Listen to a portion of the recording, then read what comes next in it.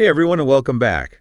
Today we're going to be taking a deep dive into the Industrial Revolution in the U.S. The Industrial Revolution. Yeah, in the late 19th and early 20th centuries. It was a time of massive growth and change.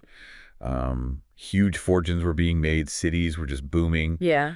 But it was also a time of, pretty intense inequality and hardship for a lot of folks. Absolutely. We often call this period the Gilded Age, a term coined by Mark Twain. Well, And he was really kind of hinting at this idea of a shiny surface right. with, maybe not so pretty stuff underneath. So, Yeah. lots to unpack there. Okay, so Gilded Age. We've got that image in mind.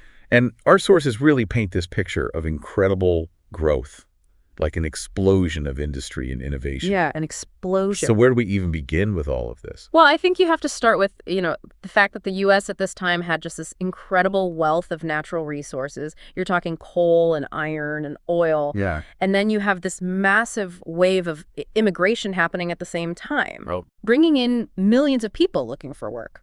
So you've got this huge pool of labor. A lot of people ready to work. Exactly. And then you have this, evolving financial system that's ready to back these new ventures. So all the ingredients are there. Okay, so the ingredients are there, but what actually sparks it all off? What gets it going? I'd say technology. This was a period of just radical innovation. You have the telegraph and then the telephone, which just revolutionized communication.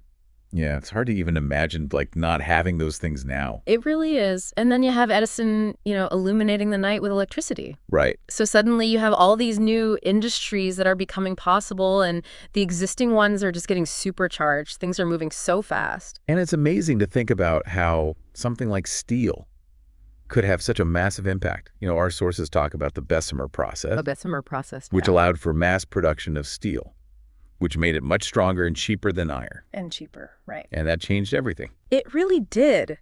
Think about it. Skyscrapers suddenly become possible. Bridges are spanning huge distances.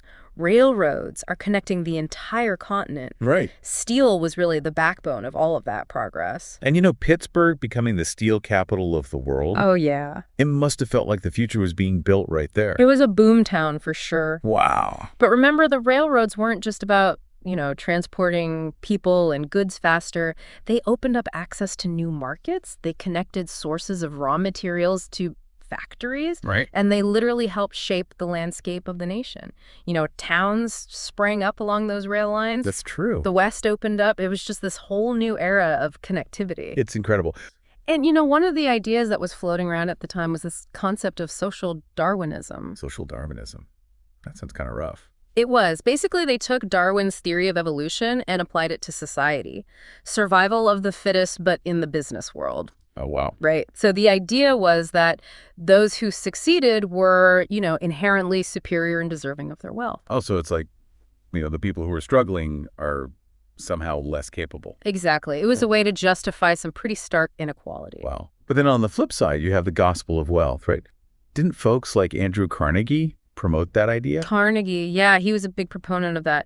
And it presented a very different perspective. Carnegie believed that the wealthy had a moral obligation to use their fortunes for the betterment of society. So they should be giving back. Giving back, building libraries, funding universities, promoting philanthropy, Not all robber barons, as they were sometimes called. It's complicated. You also had critics like Henry George, who argued that it wasn't just hard work that was creating all this wealth. Oh, okay. He said rising land values were a huge factor. Okay. And he proposed this radical idea of a single tax on land as a way to redistribute that wealth more equitably. It's amazing because these ideas, they feel incredibly relevant even today. Don't they? We're still wrestling with these same questions about economic fairness, the role of government, the responsibility of the wealthy. It's like history is echoing in our current debates. Absolutely. And it's fascinating how those debates from the Gilded Age still resonate today.